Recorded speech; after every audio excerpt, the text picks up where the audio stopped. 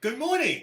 I'm DeWaal, and this is Bridging the Week for October 15th through 19th, and today is October 22nd, 2018. The Commodity Futures Trading Commission obtained orders from a federal court in New York concluding its first filed enforcement action against persons for Bitcoin fraud.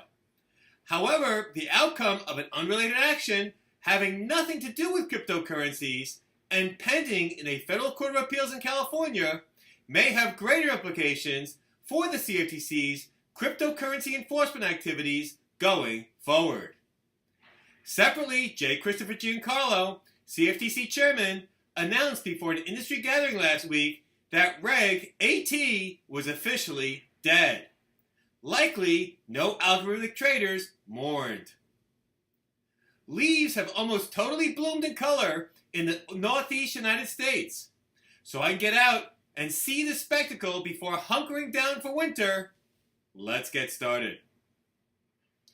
The CFTC's first enforcement action alleging fraud in connection with the offer and sale of Bitcoin was resolved last week through orders of a federal court in New York against Gelfman Blueprint Inc. and Nicholas Gelfman, its chief executive officer and head trader.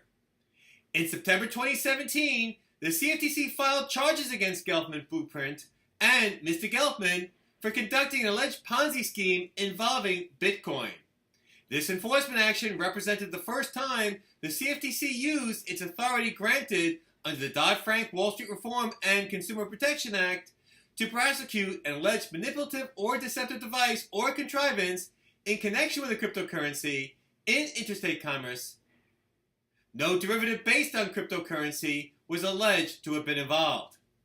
The Commission claimed that from at least January 2014 through January 2016, the defendant solicited approximately $600,000 US from at least 80 customers to trade Bitcoin in a pooled fund using a proprietary algorithm called Jigsaw. However, charged the CFTC, the defendants misappropriated most of this money for their own use and rarely traded for customers. The defendants also misled investors and potential investors through false and misleading statements. Mr. Gelfman personally consented to an order of permanent injunction and imposition of a fine, restitution, and a trading ban to resolve the CFTC's enforcement action.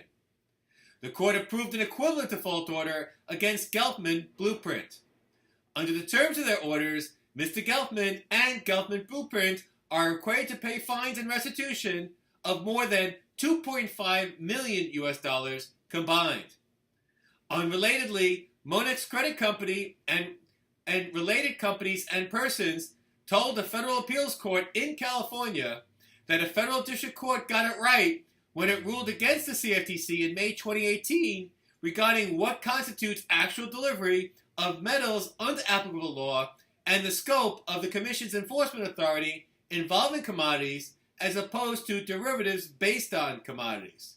In its decision, now appealed by the CFTC, the District Court held that actual delivery of precious metals in finance transactions to retail persons falls outside the CFTC jurisdiction when ownership of real metals is legally transferred to such persons within 28 days, the so-called actual delivery exemption, even if the seller retains control over the commodities because of the financing beyond 28 days. The District Court also ruled that the CFTC cannot use the Dodd-Frank prohibition against persons engaging in any manipulative or deceptive device or contrivance in connection with the sale of any commodity to prosecute acts of purported fraud except in instances of fraud-based market manipulation. A decision by the California Federal Appeals Court in favor of Monex upholding the lower court's decision would have a chilling effect on the CFTC's enforcement efforts against persons selling virtual currencies who do so on leverage or who engage in alleged fraudulent practices.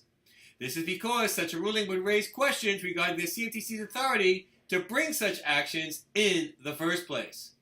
An important case to watch. And finally, in a speech at FIA Expo last week, J. Christopher Giancarlo, CFTC chairman, said that he would not advance regulated automated trading for for consideration by the CFTC in its current form. Although Mr. Giancarlo acknowledged that he shared concerns about, quote, the inevitability of some future market disruption exacerbated by automated trading algorithms, end of quote, he said there was nothing in Reg AT that would, quote, prevent such an event, end of quote. Moreover, he claimed that adoption of Reg AT would give a, quote, false sense of security that the CFTC had regulatorily foreclosed such market disruption, which is impossible, end of quote. The CFTC initially proposed Reg AT in November 2015. The provisions, if adopted, would have imposed extensive new requirements on certain existing CFTC registrants that use automated trading systems, required the first-time registration as a floor trader of many persons who use algorithmic trading systems to electronically and directly route orders to designated contract markets, and allowed for the inspection without subpoena by the CFTC and Department of Justice of proprietary algorithmic trading systems source code. The CFTC proposed an amended version of Reg AT in November 2016. Reaction to the CFTC's proposed rules to address algorithmic trading was mostly unfavorable. Mr. Giancarlo indicated that he would be quite open to consider whether any elements of proposed Reg AT might serve as a basis for another more effective rule that address risks of automated trading. I have a hunch, however, this is not a high priority. Well, that's it for this week's edition of Bridging the Week. As always, there is more information in each article and more articles on the article version of Bridging the Week on the website, www.bridgingtheweek.com. Check it out. I'm Gary DeWaal. Have a great week, and until the next edition of Bridging the Week, ciao.